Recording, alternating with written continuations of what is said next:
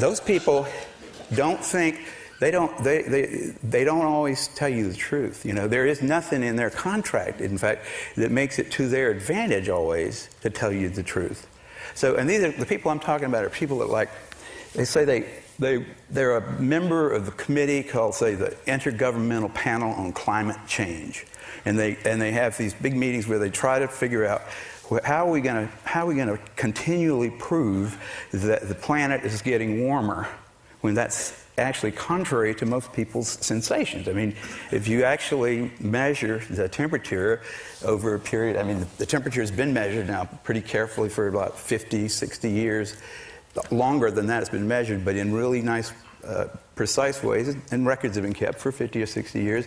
And in fact, the temperature hadn't really gone up. It's like the average temperature has gone up a tiny little bit because the nighttime temperatures at the weather stations have come up just a little bit. But there's a good explanation for that, and it's that the weather stations are all built outside of town where the airport was, and now the town's moved out there, there's concrete all around, and they call it the skyline effect. And most responsible people that measure temperatures realize you have to shield your measuring device from that, and even then, you know, because the buildings get warm in the daytime and they keep it a little warmer at night. So the temperature has been sort of inching up. It should have been, but not a lot. Not like, you know, the first guy that got the idea that we were going to fry ourselves here, actually, he didn't think of it that way. His name was Svante Arrhenius. He was Swedish, and he said if you double the CO2 level in the atmosphere, which he thought, this is 1900, the temperature ought to go up about 5.5 degrees, he calculated. He was thinking of the Earth as kind of like, you know,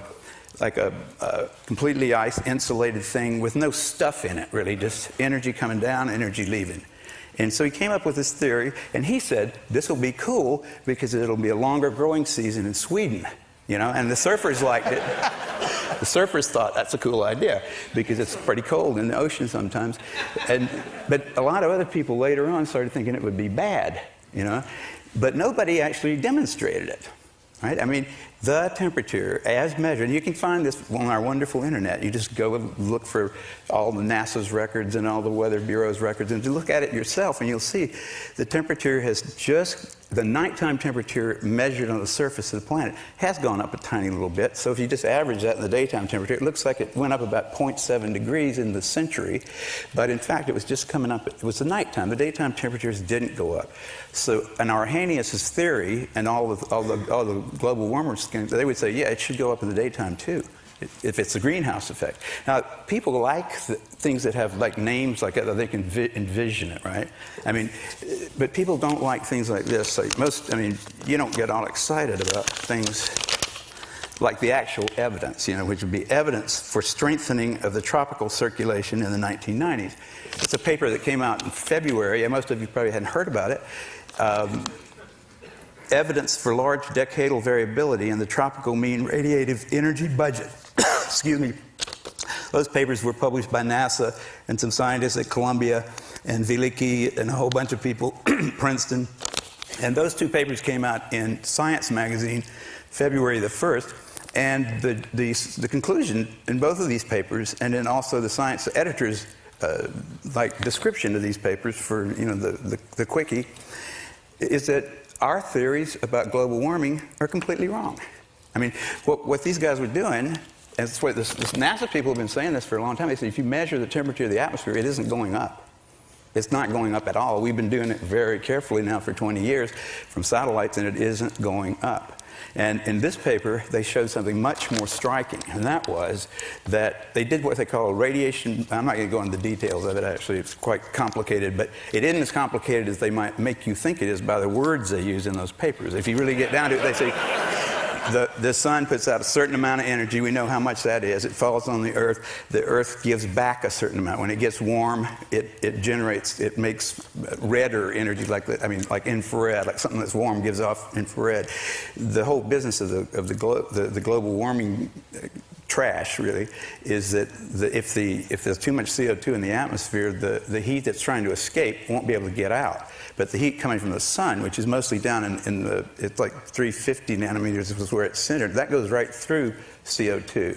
So you still get heated, but you don't dissipate any. Well, these guys measured all those things. I mean, you can talk about that stuff, and you can write these large reports, and you can get government money to do it. But they actually measured it, and it turns out that in the last 10 years, that's why they say decadal there, that the energy, the level of what they call imbalance has been way the hell over what was expected. Like the amount of imbalance, meaning heat's coming in and is not going out, that you would get from having double the CO2, which we're not anywhere near that, by the way. But if we did in 2025 or something have double the CO2 as we had in 1900, they say it would increase the energy budget by about, in other words, 1 watt per square centimeter more would be coming in than going out. So the planet should get warmer. Well, they found out in this study, these two studies by two different teams, that 5.5 watts per square meter have been coming in from 1998, 1999, and the place didn't get warmer. So the theory's complete. These papers should have been called "The End to the Global Warming Fiasco," you know. But they're concerned, and you can tell they have very guarded conclusions in these papers because they're talking about big laboratories that are funded by lots of money and by scared people. You know, if they said, you know what, there isn't a problem with global warming any longer, so we can, they're funding. If you start a grant request with something like that, say, global warming obviously hadn't happened. If they actually said that, I'm getting out. I'll stand up too, and I'll slowly get that. They have to say that. They have to be very cautious, but what I'm saying is you can be delighted because the editor of Science, who is no dummy, and both of these fairly professional, really professional teams have come to the same conclusion, and in the bottom of the lines in their papers they have to say what this means is that what we've been thinking was the global circulation model that would predict that the Earth is going to get overheated and stuff, that it's all wrong. It's wrong by a large factor. It's not by a small one. They just misinterpreted the fact that the Earth, there's obviously some mechanisms going on that nobody knew about because the heat's coming in and it didn't get warmer. So the planet is a pretty amazing thing. You know, it's big and horrible and big and wonderful, and it does all kinds of things we don't know anything about. So, I mean, the reason I put those things all together, I was saying, here's the way you're supposed to do science. Some science is done for other reasons than just curiosity. And there's a lot of things like global warming and ozone hole and, you know, a whole bunch of scientific public issues that if you're interested in them, you have to get down to the details and read the papers called Large Decadal Variability in the Tropics. You have to figure out what all those words mean. And if you just listen to the guys who were hyping those issues and making a lot of money out of it, you'll be misinformed and you'll be worrying about the wrong things. Remember the 10 things that are going to get you. The one of them, and the asteroids is the one I really agree with there. I mean, you got to watch out for asteroids. Okay, thank you for having me here.